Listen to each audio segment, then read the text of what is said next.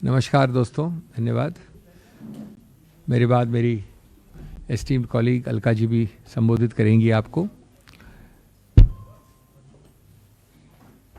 एक अत्यंत गंभीर मामले में एक बहुत व्यापक निर्णय आज आया है और उसके हम विविध पहलुओं का अभी चर्चा करेंगे, लेकिन मूल बात जो है उसको बड़े सीधे शब्दों में, स्पष्ट शब्दों में कहना आवश्यक है कि आज बलात्कारियों को बचाने की प्रक्रिया जो इस राजनीतिक पार्टी, जो सत्तारूढ़ पार्टी है, ने अपनाई है, आज बचाना तो दूर, अपना मुंह छुपाने के लिए उनको जगह नहीं होनी चाहिए। अगर थोड़ी भी शर्म है तो उनके सभी जुमले, कभी बेटी बचाओ, बेटी पढ़ाओ, अनेक जुमले हैं। जुमलों की सरकार है, स्पेशलिस्ट है जुमलों में। सब जुमले एक बार में एक्सपोज हो गए हैं, असली चेहरा सामने आ गया है। और अगर आप मुंह छुपाने चाहते हैं तो उसके लिए चादर खोजते रहिए। मुंह छुपाना इतना आसान नहीं होगा। उन दोषियों को जिनको आपने सीधा बचाने की प्रक्रिया की, प्रयत्न किया, क्योंकि वो एक कारावास की जिंदगी से छुटकारा पा ले, जबकि कारावास की जिंदगी के अंदर भी उनको हर प्रकार की सहूलियत दी गई थी, उसी केंद्र सरकार द्वारा, उसी प्रदेश सरकार द्वारा। इतने आसानी से न पाप निपटता है, न पाप छुपता है। As George Orwell had said, in a time of universal deceit, even telling the truth, the simple truth, is a revolutionary act. This judgment, the content, the contours, it is a revolutionary judgment because simply speaks the truth. It shows the mirror to power, to arrogant power, to punch drunk power. मैं दोस्तों एक बात कहना चाहूँगा शुरुआत में, क्योंकि हमारी संस्थापिक स्मृति हमेशा कमज़ोर रहती है। हमें गर्व है कि हमारी पार्टी पहली थी, और रोचक बात है कि 18 अक्टूबर 2022 को मैंने ही प्रेस कॉन्फ्रेंस ली थी, जो आपके समक्ष है। आप लोग सब थे मित्र कई उसमें से उस दिन।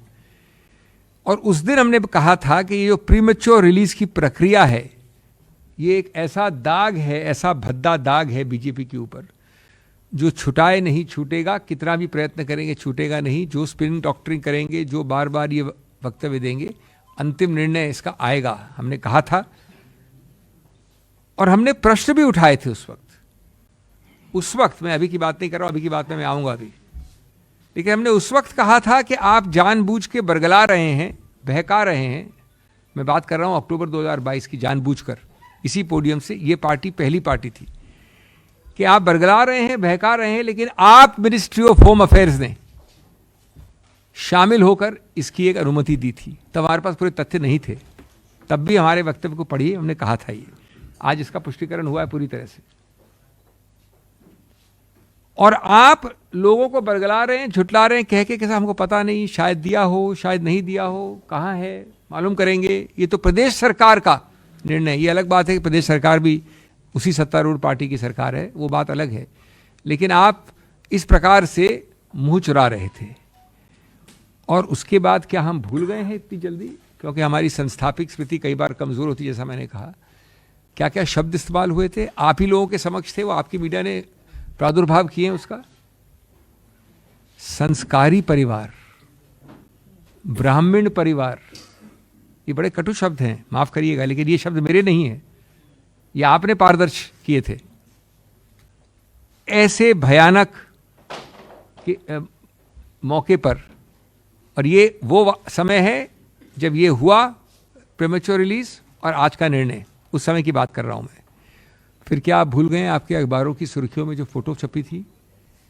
मैं गुलदस्ते दे रहा हूं आपको, मैं आपका स्वागत कर रहा हूं, मैं एक फंक्शन कर रहा हूं, मैं बधाई दे रहा हूं।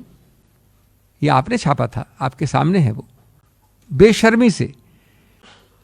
और बार बार मांगने के बाद क्या आपने कारण दिए वो फाइल पे छुपा के रखे अंत तक। ये हुआ एक फेज। दूसरा फेज भी मैं निर्णय पे नहीं आता हूं अभी, उसके पहले एक बीच का फेज है। मैं पहले ही खुलासा कर दूं कि मैं इस पे पेश हुआ था, बाद में नहीं, शुरुआत की कई हियरिंग्स पे। हर प्रयत्न किया गया इस सुनवाई में, और मैं जिम्मेवारी की हैसियत से कह रहा हूं, एक वकील ने नहीं, दो वकील ने नहीं, तीन वकील ने नहीं, सैकड़ों वकीलों ने आके अभियुक्त की तरफ से नहीं, सरकार की तरफ से समय पर समय पर समय पर समय मांगने का। ऑर्डर शीट उठा के देख लीजिए आप, कितनी बार समय मांगा गया। इसकी शुरुआत की बेंच कौन सी थी? खंडपीठ जिसको कहते हैं आप।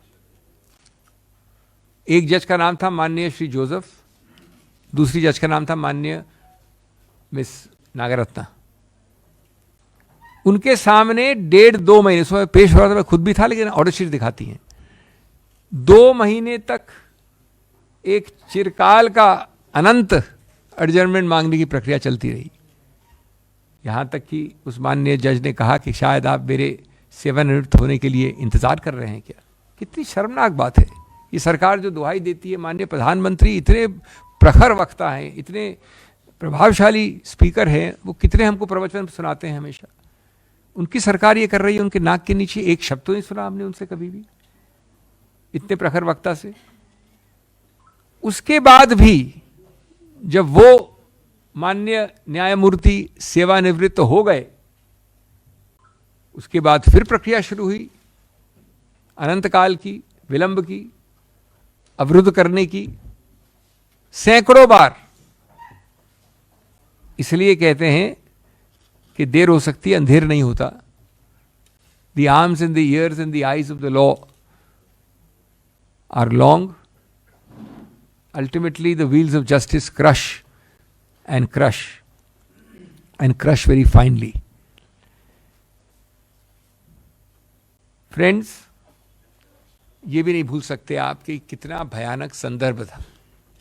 ये आसान है, हम बिल्किस बानो एक नाम लेके केस डिस्कस करते हैं, उस नाम के पीछे संदर्भ क्या था। एक 19-20 वर्ष की महिला, 6-7 महीने गर्भवती, उनका बलात्कार होता है। उनके 14 मेंबरान परिवार की हत्या होती है। उनमें शामिल है एक 3 वर्षीय बच्चा। ये हमको कोई कहने में, मैं तो खुद कांप उठता हूं आज भी, लेकिन ये किसी भी सिविलाइज्ड समाज में ऐसी बात कहना ही भयानक है, बेदर्दी की सीमा है। और उसके बाद आपने ऐसे लोगों को प्रीमेच्योर रिलीज किया। उनको मृत्युदंड नहीं मिला था। कई लोग मानते हैं कि मृत्युदंड नहीं मिला, गलत है। कानून के अनुसार ये रेयरेस्ट और रेयर केस में आता है, निश्चित रूप से आता है, लेकिन उस बात को छोड़ दो, एक अलग डिबेट है। जो मिला उनको सीमित दंड, उसको आपने प्रीमेच्योर रिलीज कर दिया। और आज आपने कम से कम उस रिलीज के बाद उच्चतम न्यायालय में नहीं तो 2 साल से ज़्यादा 3 साल निकाल दिए हैं इस प्रक्रिया में, कि किसी तरह से हम अवॉइड कर जाएं, मुद्दे को अवॉइड कर जाएं। आज सरकार के सामने एक मिरर रखा है कोर्ट ने, एक शीशा रखा है, जिससे कि एक घृणात्मक तस्वीर आती है। पूरा निर्णय पढ़ने लायक है। प्रेस कॉन्फ्रेंसेस में ये प्रथा नहीं है, न समय होता है। मैं आपसे अनुरोध करूंगा कि पढ़िए इसको, लेकिन मैं 4-6 पंक्तियां पढ़ भी दूं आपके लिए। Taking advantage of May 13, 2022 order of this court. हमारी प्रेस कॉन्फ्रेंस अक्टूबर में हुई थी और ये माननीय जज भी सेवानिवृत्त पिछले वर्ष हुए थे। Taking advantage of the May 13, 2022 order of this court, other convicts also filed remission applications and the Gujarat government passed remission orders. Quote, Gujarat was complicit and acted in tandem with respondent number 3 in this case. The court was misled by suppressing facts. Use of power by Gujarat was only a usurpation of power by the state. ये मेरे शब्द नहीं हैं, ये देश के उच्च न्यायालय के भी शब्द नहीं है, ये देश के उच्चतम न्यायालय के शब्द हैं। और ये बड़ा स्पष्ट है कि इससे बदअंदाज, बदिरादा, मैलाफिडे झलक रहा है हर शब्द से इस प्रदेश सरकार का। लेकिन प्रदेश सरकार का नाम लेके आप पतली गली से निकल जाएंगे केंद्र सरकार। ये भी आपका एक दूसरा पहलू रहा है पिछले 2-3 वर्षों से। हुआ होगा, शायद हुआ होगा, प्रदेश सरकार को मालूम है, कागज हमारे पास नहीं है, उनसे पूछिए, इत्यादि इत्यादि। सच्चाई क्या है? 11 जुलाई 2022 को जो मेरे मित्र आपको कागज देंगे अभी इस प्रेस कॉन्फ्रेंस के बाद, ये दस्तावेज है, किसका है? Government of India, ministry of home affairs, giving sanction and concurrence for the premature release of 11 names, 1, 2, 3, 4, 11. इन महानुभावों का नाम है। आप पर्दे के पीछे छुप कहाँ रहे हैं? आप मुंह कहाँ छुपा रहे हैं? भाग कहाँ रहे हैं? उल्टा आप झूठ की एक और सीढ़ी बना रहे हैं। Beti Bachao, Beti Padhao, hypocrisy and double standards cannot be worse than these kind of double standards and hypocrisy. It is condemnable. What is condemnable is what happened. What is condemnable is what happened after what happened. What is condemnable is what happened after the release. The suppressions, the avoidance, the delay, the obstruction. And we also cannot and should not be allowed to forget the true Chal, Charitra and Chehra of this party with a difference. This very special, unique party which preaches to the whole world. The Honorable Prime Minister, the Honorable Home Minister give us so many sermons from the ramparts of Red Fort downwards. Is this not the party? Are these not the state governments of this party or the central government of this party that has great souls and giant men like Member of Parliament Brij Bhushan Sharan Singh? How much of direct condemnation of Mr. Singh has occurred from the Prime Minister or the Home Minister is all for you to see for the last 1 year, 6 months. Former BJP MLA Kuldeep Singh Sengar, इनका case तो कई वर्ष पुराना है, हाल का नहीं है. Former Haryana Minister Sandeep Singh Saini, Mr. Ramesh Jarikoli from the South, Kashmir से कन्याकुमारी का पूरा उन्होंने मैप बना रखा है. BJP NP Chinmayanand, a former BJP MLA Mr. Ramdular Gaur who was convicted on rape charges. So many more names I have. Of course, there is a name from the north, a so-called holy person from the BJP state of Haryana who seems to be coming out on parole every time anybody sneezes. It is almost, of course, it is not true arithmetically, but it is almost true that he has spent more days out on parole than more days inside. Every 2 or 3 weeks at least, I have stopped even noticing. I hear in the newspapers that he has been sent out for parole. I only wish that the under trials, far less guilty than this person from Haryana, got this fantastic releases, rest, paroles, exits. Somehow other people are not 1/100th as fortunate as this gentleman. All this is happening under this government's nose. It is happening with this government's active connivance. It is happening with this government's clear approbation, implied or explicit. It is happening because these are cheap political tactics. These are, and that is the worst part of it, humanity has been kept aside because everything is audaciously judged in the matrix of cheap politics. And therefore, friends, I would like to end by saying that I will again request you all to read the judgment, and for a minute each citizen of India, not each Mahila, not each man, but everyone, must put himself or herself in the shoes, in the mind, in the face of Bilkis Bano. And ask yourself how she must be feeling all these years. It's a different matter that the Supreme Court has brought the whole full wheel. It's a different matter that there is justice delayed but not justice denied. But has not every institution of the ruling BJP in Gujarat and in the center failed this woman, this Bilkis Bano, completely? And were it not for a series of free-spirited and spirited individuals, be it NGOs or be it lawyers who stood up for her, maybe this would be another buried statistic. All because of this party which preaches without practicing, which sermonizes without following anything. Thank you very much. Thank you, sir.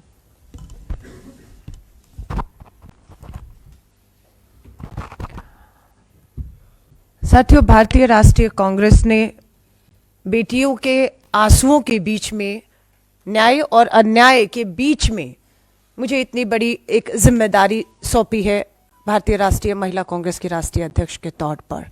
मुझे अपनी जिम्मेदारियों का एहसास है, उन उम्मीदों का एहसास है जो हमसे जुड़ी हुई हैं। मैं आपको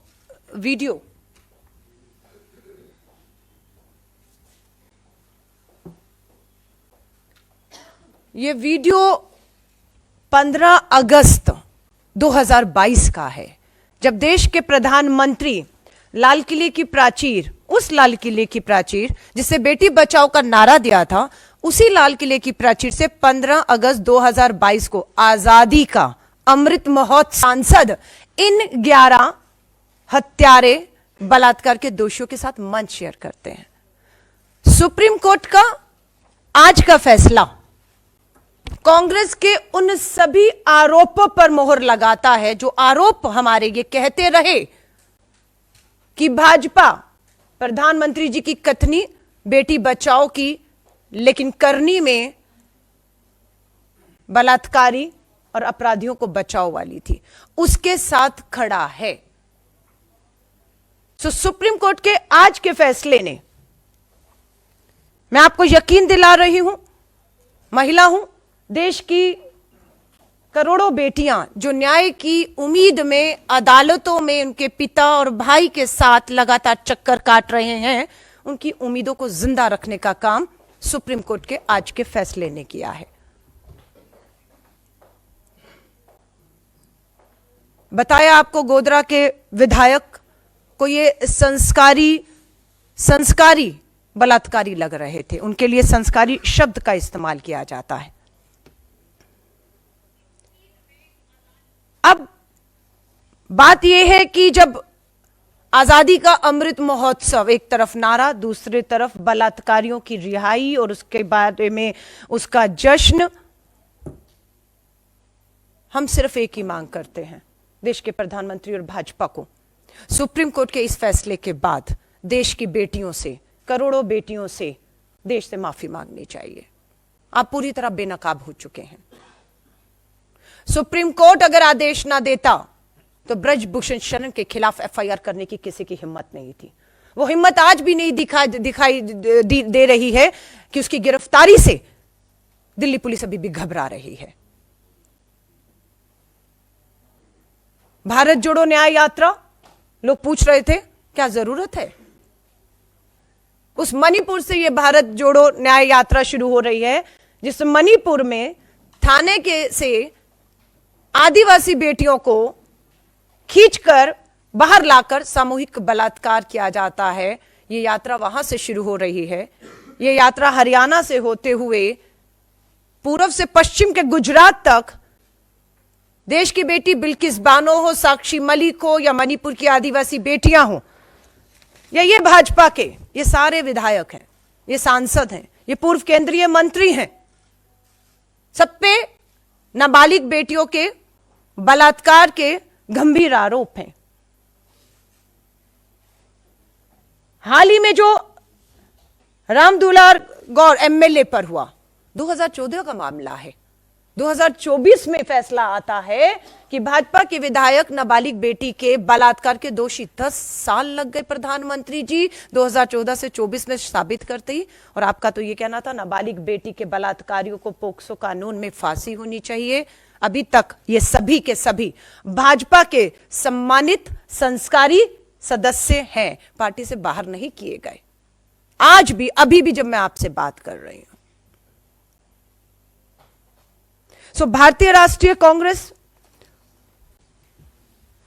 मुझे नहीं मालूम, अभिषेक सर मुझसे ज्यादा बेहतर जानते हैं, मैं सिर्फ एक शक है कि सत्ता, संख्या, ताकत के दम पर केंद्र की भाजपा सरकार ने सुप्रीम कोर्ट के फैसलों को अध्यादेश के मामले से पार्लियामेंट में पलटने का काम किया है।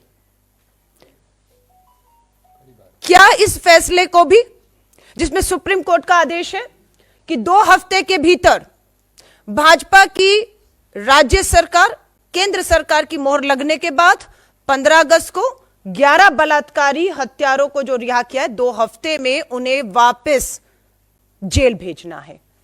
क्या इन 2 हफ्तों में ये 11 बलात्कारी हत्यारे जेल जाएंगे सुप्रीम कोर्ट के आदेश के अनुसार, या फिर हम सत्ता और संख्या के दम पर सुप्रीम कोर्ट के इस फैसले को पलटते हुए बलात्कारी और इन 11 हत्यारों को यूं ही आजाद घूमते हुए देखेंगे? क्योंकि ये सरकार ने जब इन्हें रिहा किया, तो याद रखिएगा 15 अगस्त 2022 को जब रिहा किया, तब गुजरात का चुनाव सर पर खड़ा था। 11 को रिहा ही नहीं किया, विश्व हिंदू परिषद और भाजपा के मंचों पर बिठा बिठा कर इनको प्रचार प्रसार में लेकर गए और अपनी सरकार गुजरात में बनाई। आज 2024 के चुनाव हैं, उससे पहले यह महत्वपूर्ण फैसला आया है। अब क्या 2024 में से पहले ये जेल जाएंगे इसी महीने, जो 2 हफ्ते का समय सुप्रीम कोर्ट ने दिया है, या अध्यादेश लाके सत्ता और संख्या के दम पर इस फैसले को पलटकर 24 में ये फिर 400 पार का भाजपा का नारा, हैट्रिक के नारे को ये बलात्कारी और ये इनके विधायक मोदी जी के लिए, भाजपा के लिए साकार करेंगे? ये देश पूछ रहा है, ये देश पूछ रहा है। क्योंकि गुजरात चुनावों के पहले रिहा हुई, 2024 के चुनाव से पहले यह फैसला आया है, और हम देश के प्रधानमंत्री को कहते हैं, आइए देश के सामने, 10 साल हो गए आपके जुमले, आपके नारे हकीकत से कोसों दूर हैं। आपको बताया अपराधियों के साथ सरकार कहां खड़ी है। हरियाणा में बार बार एक बलात्कार के दोषी उम्र कैद में उन्हें आप बार बार बेल देते हैं। ब्रजभूषण की एफआईआर, गिरफ्तारी नहीं होती, न्याय नहीं मिलता है। मणिपुर की बेटियां यहां पर आपकी दिल्ली की दहलीज पर, जंतर मंतर पर अपना सर पटक पटक कर चली गई, उनके लिए भी एफआईआर और कानूनी कार्रवाई सरकार करे, सुप्रीम कोर्ट को फटकार लगानी पड़ी। तब हरकत में आई केंद्र की और मणिपुर की सरकार। और आज भी केंद्र और गुजरात में भाजपा की सरकार है। सुप्रीम कोर्ट का यह फैसला पूरी तरह से भाजपा को बेनकाब करता है।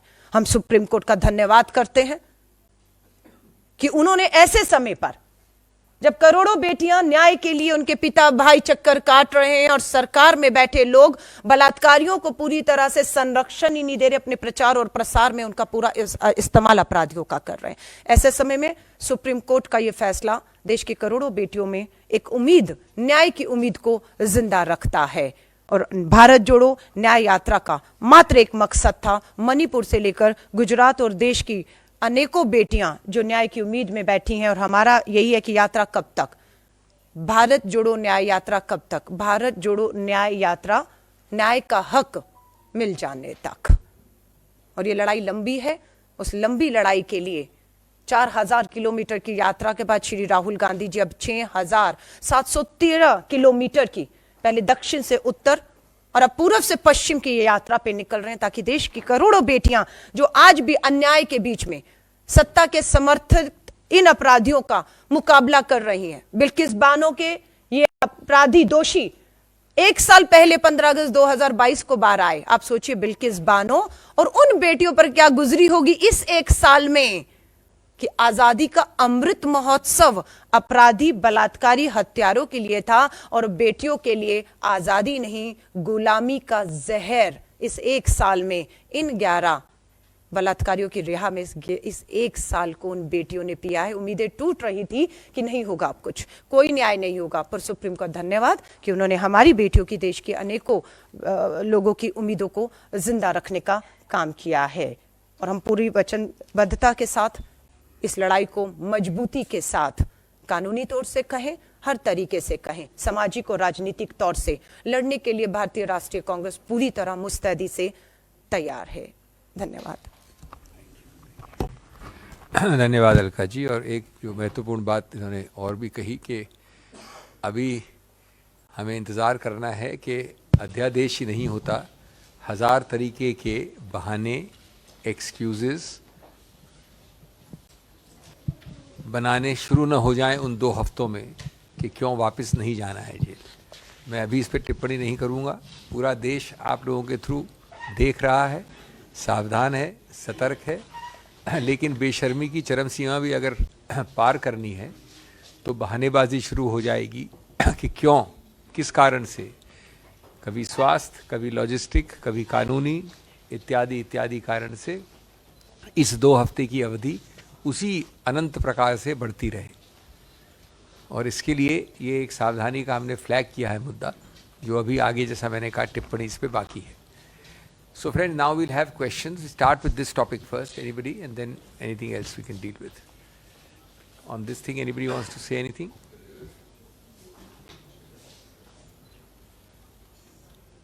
On this topic? हाँ, बताइए।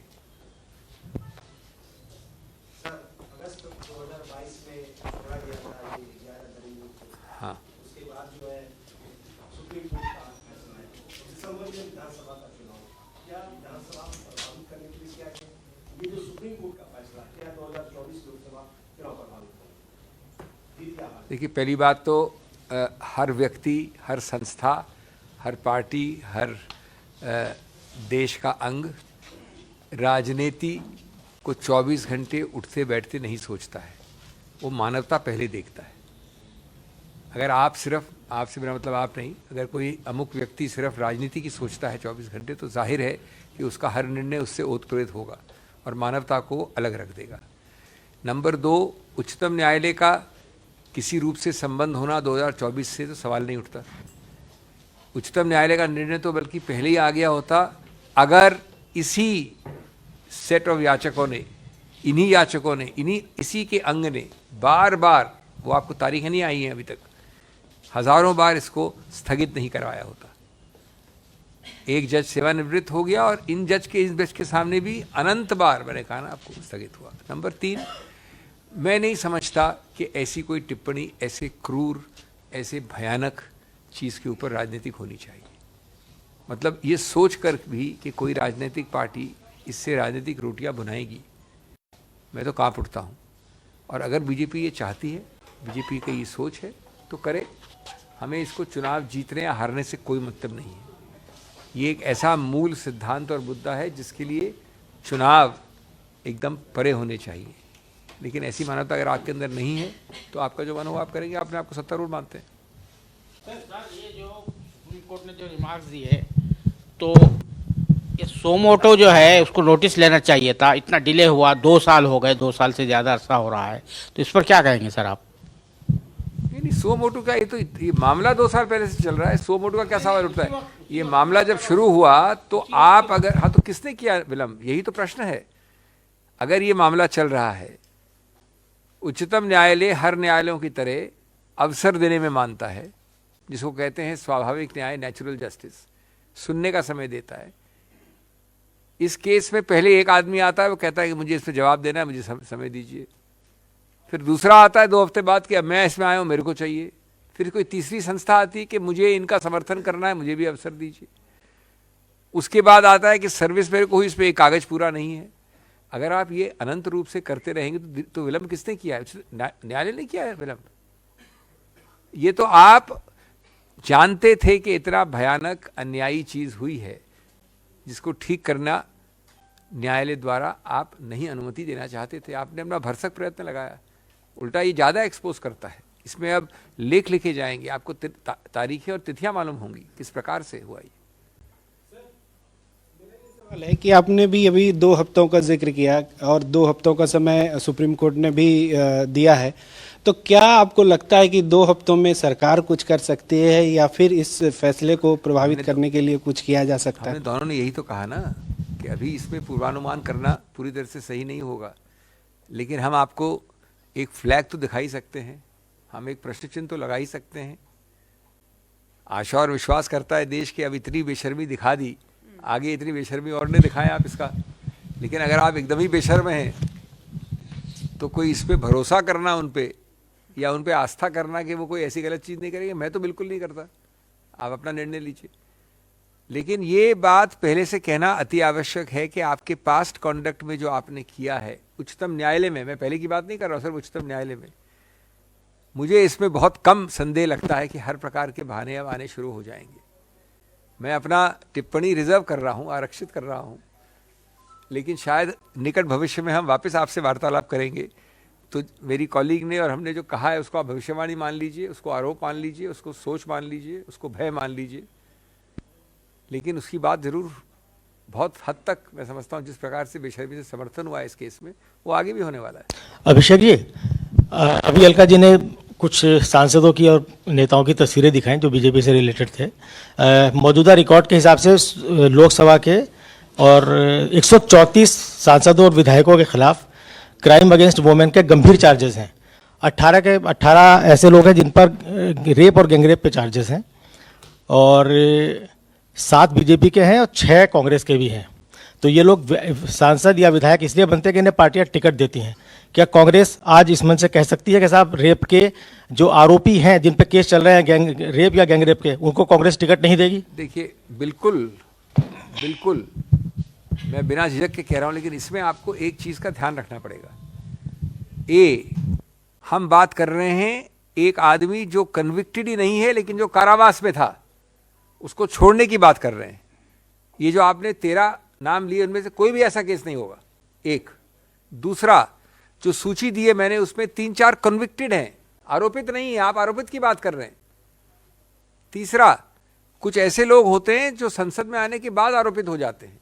मैं बिल्कुल समर्थन नहीं करता उनका, उनकी भी भर्त्सना करनी चाहिए, लेकिन वो एक दूसरी कैटेगरी है।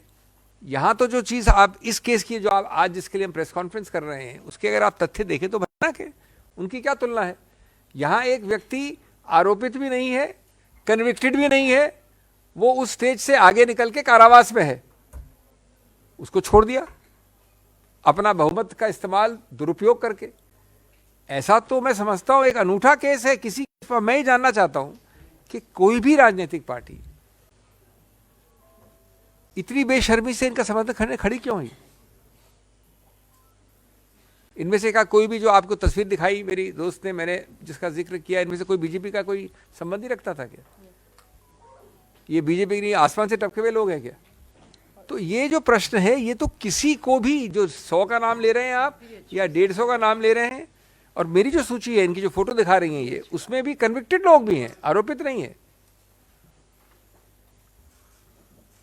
और एक तस्वीर जो सेंटर में है, उत्तर प्रदेश वाराणसी, प्रधानमंत्री जी की लोकसभा, बीएचयू में आईआईटी की छात्रा, सामूहिक बलात्कारी 2 महीने तक नहीं पकड़ में आए क्योंकि वो मध्य प्रदेश में भाजपा के लिए प्रचार प्रसार कर रहे हैं।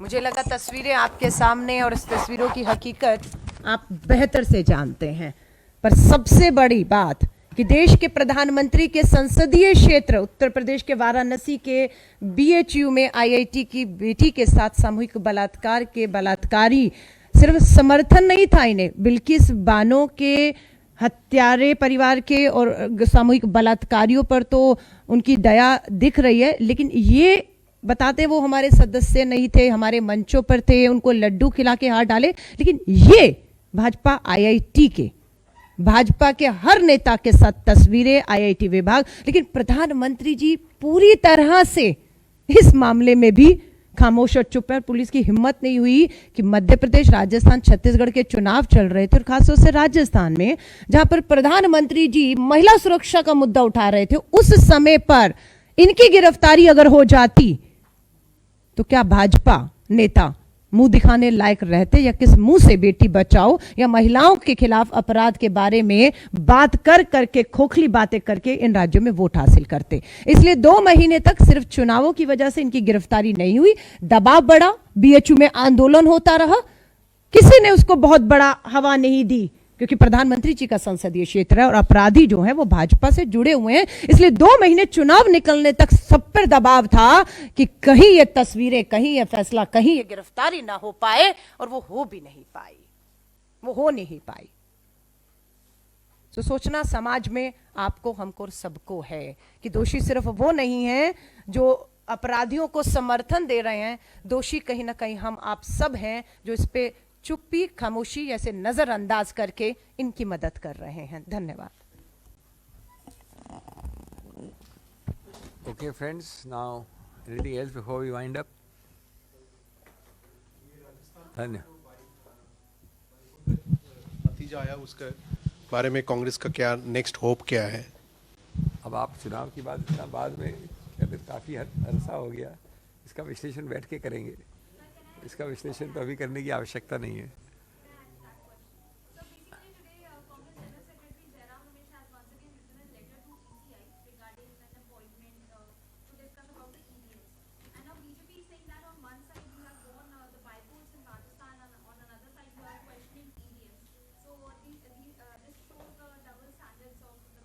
This is an old, you see, I want to ask one simple thing. My colleague and friend Mr. Ramesh is saying a simple thing.